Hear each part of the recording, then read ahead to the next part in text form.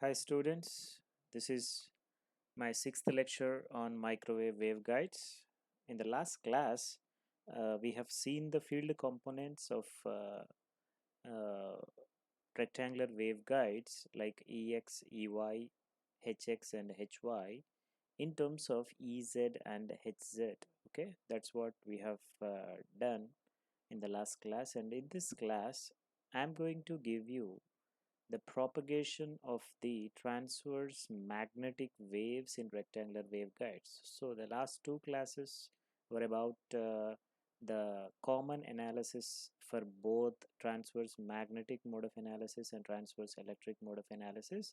With that common part, okay, now I'll be moving to the next level, that is for a particular mode of propagation, which we call it as transverse magnetic mode of propagation in a rectangular waveguide. So this is the question generally in engineering. Okay, the JNTU people will ask you.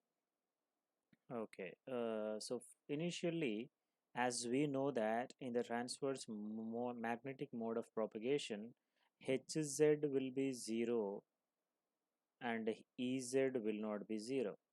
Okay, so this is what the condition that we have already seen while considering the wave propagation is in z direction. Okay, so this everything, this entire analysis that we have seen, that we are seeing, is only for the z direction of propagation. If the direction of propagation is changed, the entire analysis is going to be changed.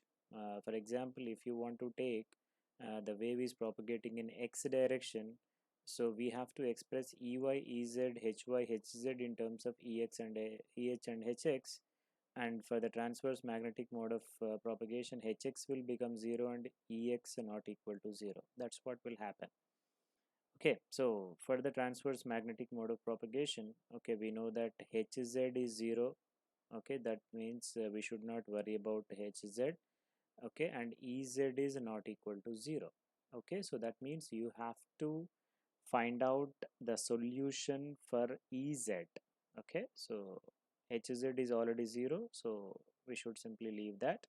That means to find out the solution of Ez, first we should start with the place where we left in fourth lecture, okay, which is the differential equation of second order in terms of Ez.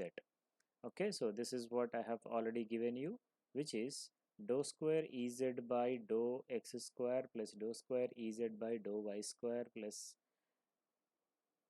h square Ez is equal to 0, where h square is equal to, already I have given, which is gamma square plus omega square mu naught epsilon naught.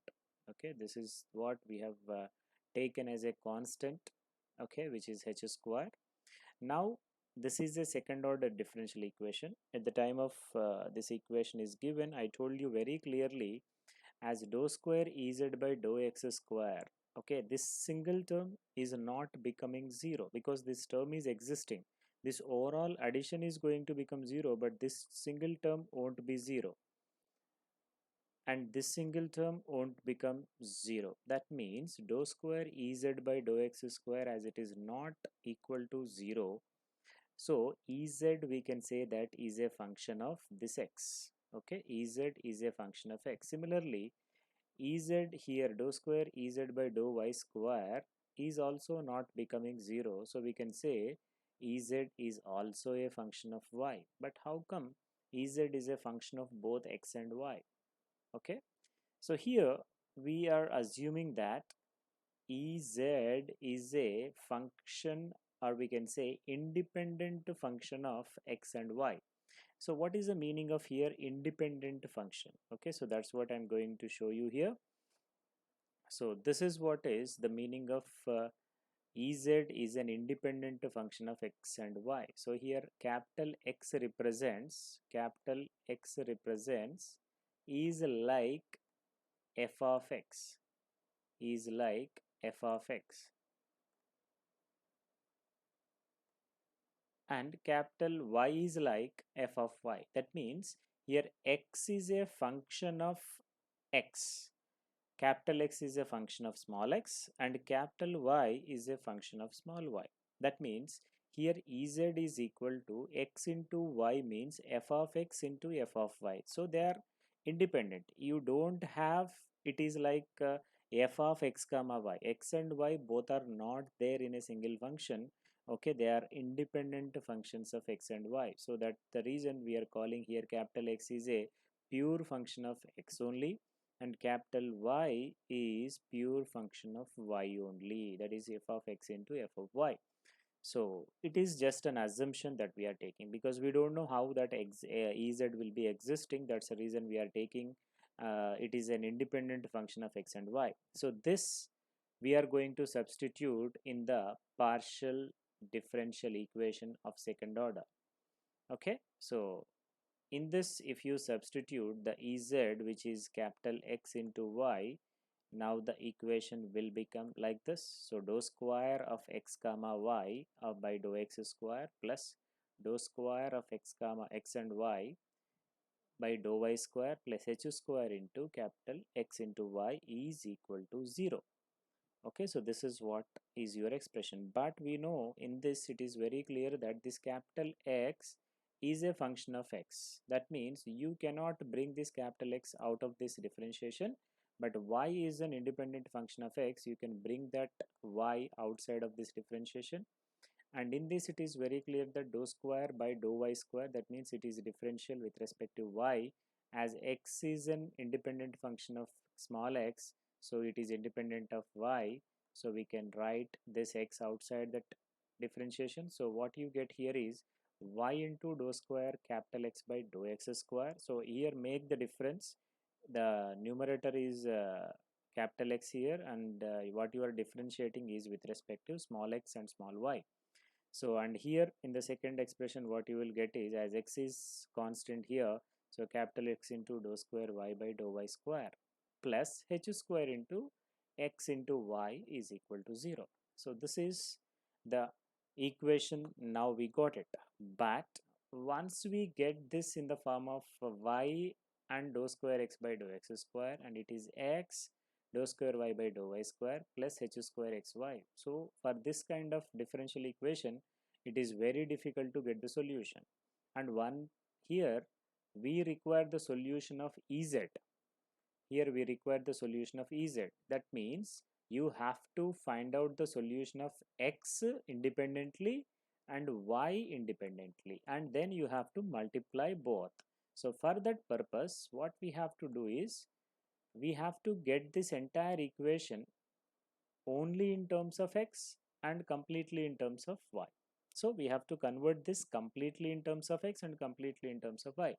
For that purpose, this y should be eliminated in the first expression, and this x should be eliminated in the second expression, and xy both should be eliminated in the third expression.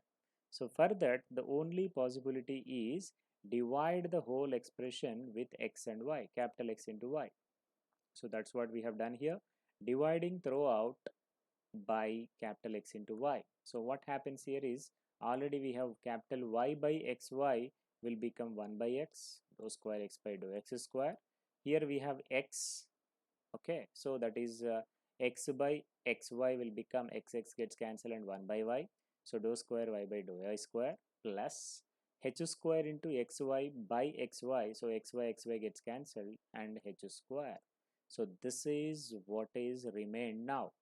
Now this is completely in terms of x.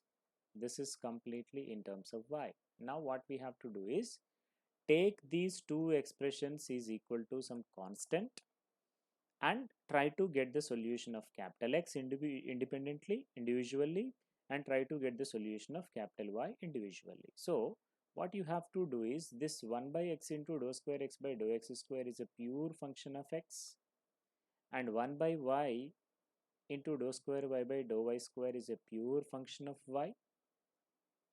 So what I'll be doing here is, I am assuming the first expression 1 by x into dou square x by dou x square is equal to minus v square.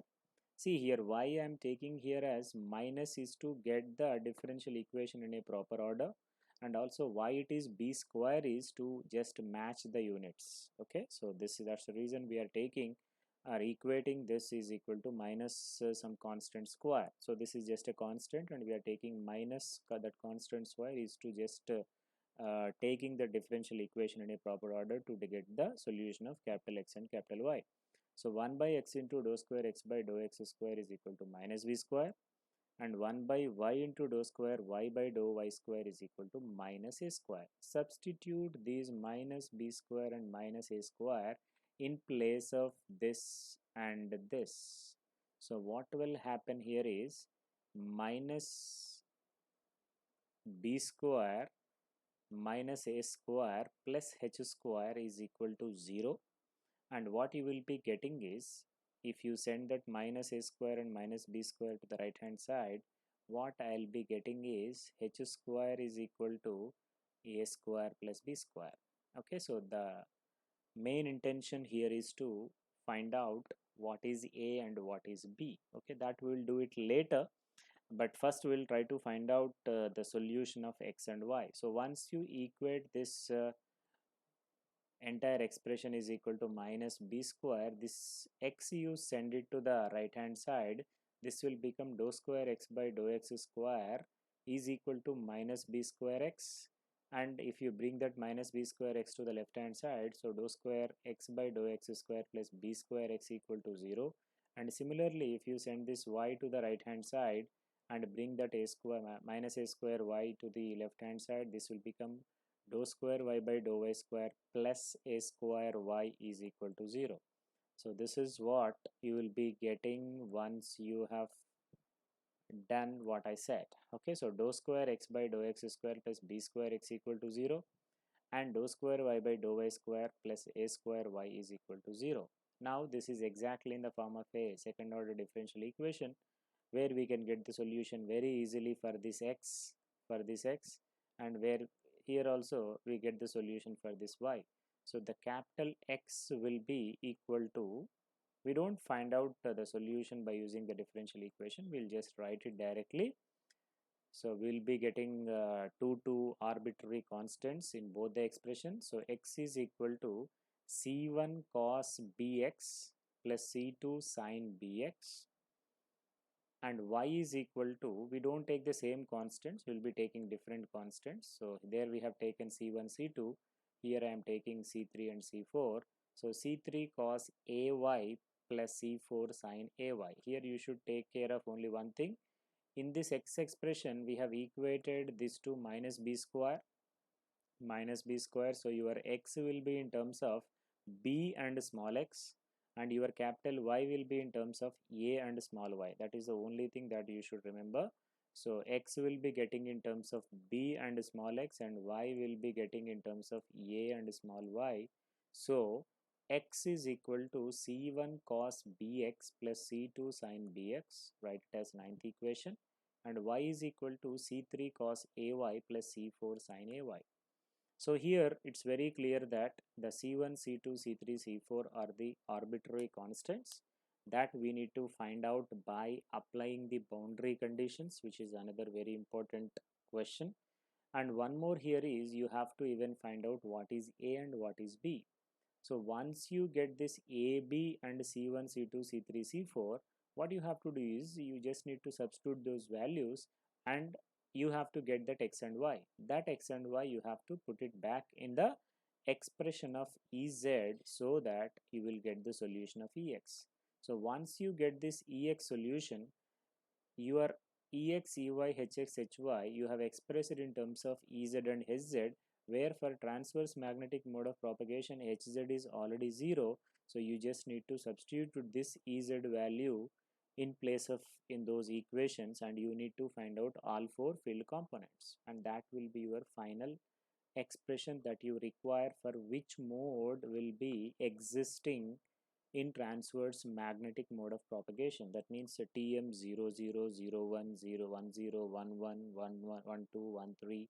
So which modes will be existing, or which modes are possible, we can get only if you know these five equations, that is Ex, Ey, Hx, Hy and Ez. Anyway, Hz is already 0 for transverse magnetic mode of propagation. Okay, so that's what is about the solution of Ez for transverse magnetic mode of propagation. So that's the end of this lecture. Okay, but in the next class, we'll be finding out these arbitrary constants and also a and b values. Once we get them, we will substitute back in x and y and we'll get the expression for Ez. Thank you.